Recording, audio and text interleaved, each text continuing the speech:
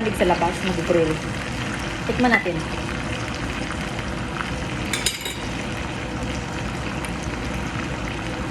Amoy lamp nga. Alam niyo mga kaibigan, kahit gaano, luto na. Tama lang yung black pepper at saka salt. Tapos, ayun na.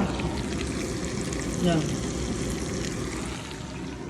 At maglagay na ako sa plate ko. Diyos ko, grabe. At meron akong, ayan, kanin at saka vegetables. Of course, hindi pwede walang vegetables, diba? Kuha tayo dito sa ating ilagay natin sa ating pinggan. Kasi kakakain tayo. Ayan. Ito yung buto-buto. Gusto ko buto-buto. Ang dami namang oil. Tagyan natin ng oil kaunti. Parang ang dami. Hindi ba pinigaan sa... Kasi ang dami, tingnan niyo mo, oh. Pigaan natin ng mantika. Ayoko na maraming oil. Ayan. So, tikman natin.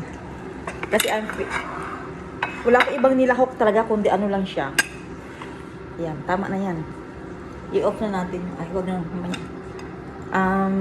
Yung salt lang. At saka thank you Lord sa food. Salt at saka lang. Black pepper. Ayun lang.